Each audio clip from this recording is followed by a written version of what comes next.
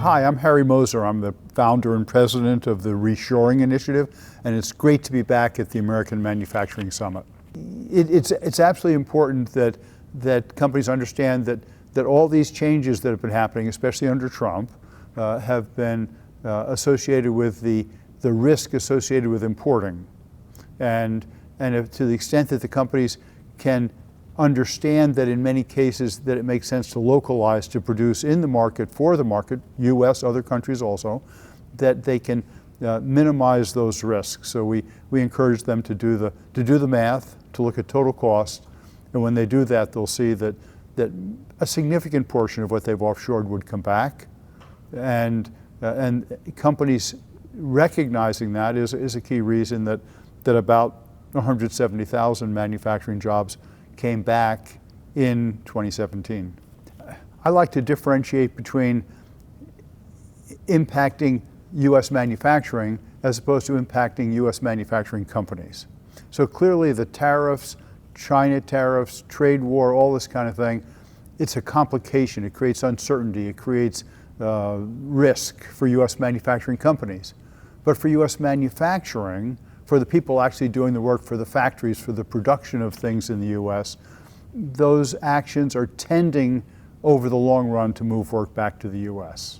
I think you have to look at that. I think you have to look at, again, short-term versus long-term. Short-term, it's clearly a problem, an issue, a complication. In the long term, we believe that the president is at least, he has his heart in the right place, and he's trying to get done the things that in the long term need to be done, even if we don't agree with all the details of what he's doing. The USMCA, which is the replacement for NAFTA, really didn't change very much. The content that has to be made in North America went up, higher wages for some of the work, it's really very small changes. So USMCA is nice to have, not critical, I'd say.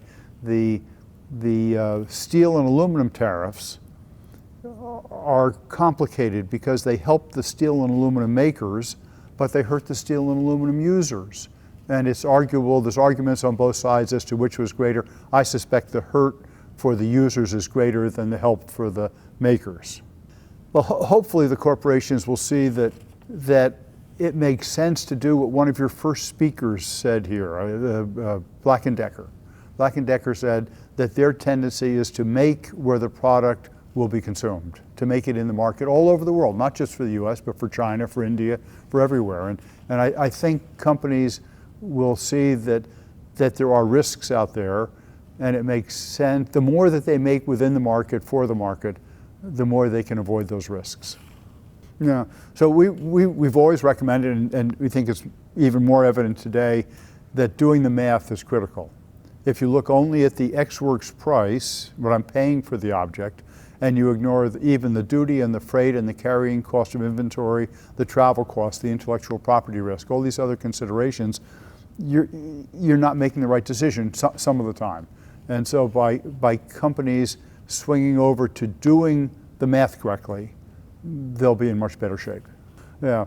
So we're a not-for-profit, and one of the resources we have on our website is the Total Cost of Ownership Estimator, which is a free online software that any company can use to do the math correctly, to incorporate 29 different cost factors instead of just looking at the price. And again, when they do that, maybe 25% of what is offshored would come back and they'd be more profitable.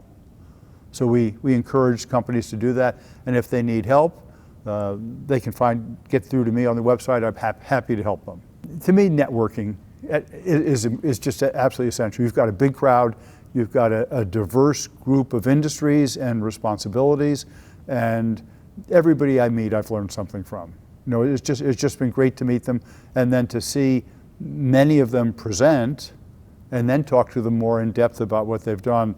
It's a great value to me. I'm convinced that if I could get all the US companies to incorporate all the technologies that you're presenting, my job would go away. They'd be bringing work back so fast that you wouldn't need me anymore to do reshoring.